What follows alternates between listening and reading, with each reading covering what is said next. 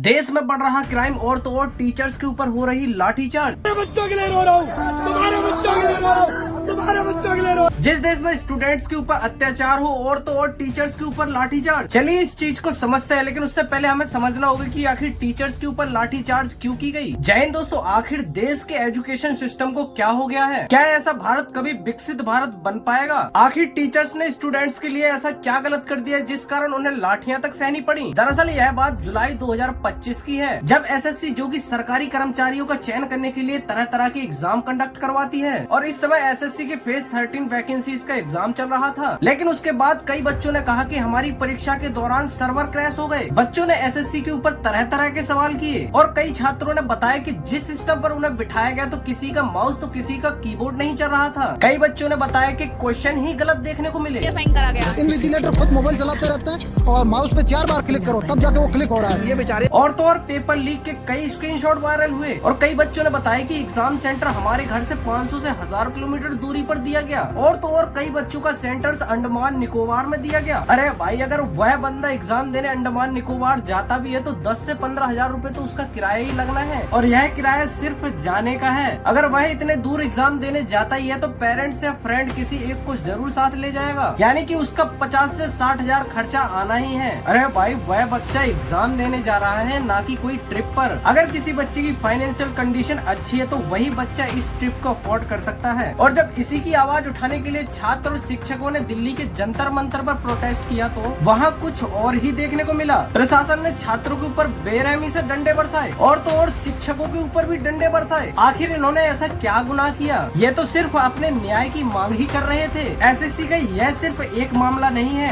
देश में SSC exam की लीक की समस्या हर साल देखने को मिलती है और एग्जाम लीक्स का नाम सुनते ही बच्चों का मनोबल टूट जाता है। हर बार एसएससी की तरफ से समस्या देखने को मिलती है, कहीं एग्जाम पोस्टपोन तो कहीं एग्जाम कैंसिल। एसएससी जिस कंपनी को एग्जाम कंडक्ट करवाने का वेंडर देती है, इन प्राइवेट कंपनीज की जगह एसएससी को अपना खुद का सर्वर बनाना चाहिए, जिसमें यह सभी दिक्कतें ना देखने को मिले और बच्चे भी एग्जाम बेफिक्र होकर दें। बच्चों की सालों साल की मेहनत होती है जो कि आपकी एक गलती के कारण पानी में मिल जाती है। और जाते जाते मेरा सिर्फ आपसे एक कहना है कि अगर भारत को विकसित देखना चाहते हैं तो एजुकेशन को नंबर 1 पर रखना होगा। नमस्कार, जय हिंद।